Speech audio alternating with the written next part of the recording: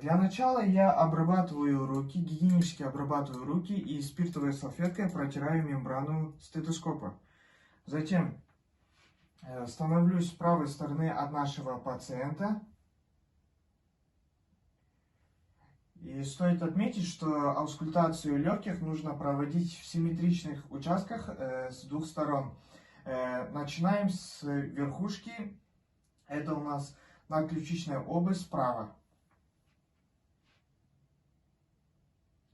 Слева. Подключичная область.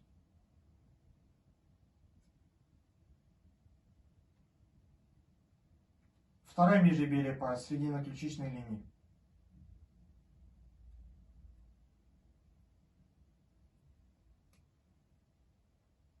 Третье межреберье по срединно-ключичной линии.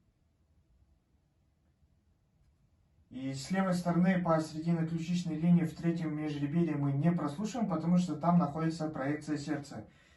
Четвертое межреберье по срединной ключичной линии справа.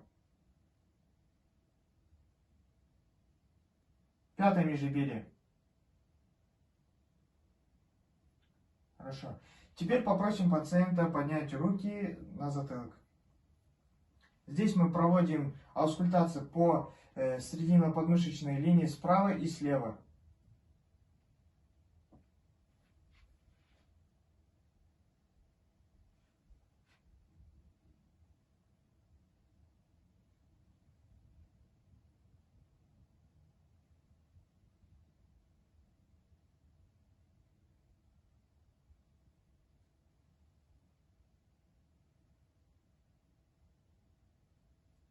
Хорошо.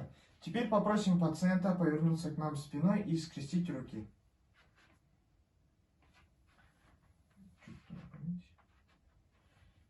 И сами остановлюсь справа от нашего пациента. Аускультацию легких сзади начинаем с надлопаточной областью справа.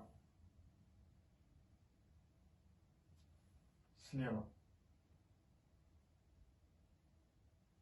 Затем идет шестое межреберье по межлопаточной области.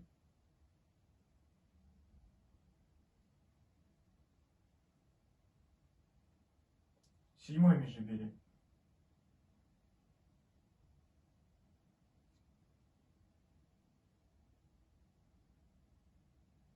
Восьмое межреберье по паравертебральной линии.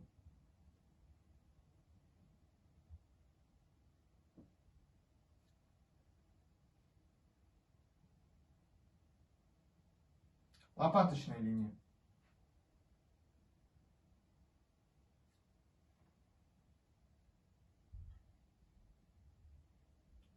Задняя подмышечная линия.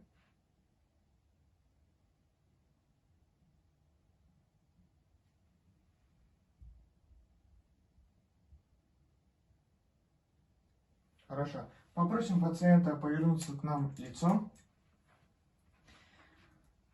У данного пациента дыхание по всей поверхности легких визикулярное, хрипов не обнаружено. Техника подсчета частоты сердечных сокращений. Также нам необходимо усадить пациента и придать ему спокойное и удобное положение. Берем его руку.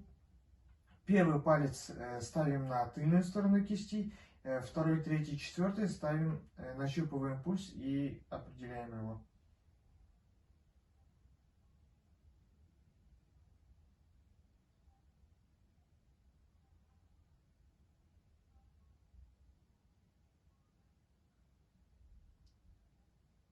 Пульс у данного пациента составляет 80 ударов в минуту.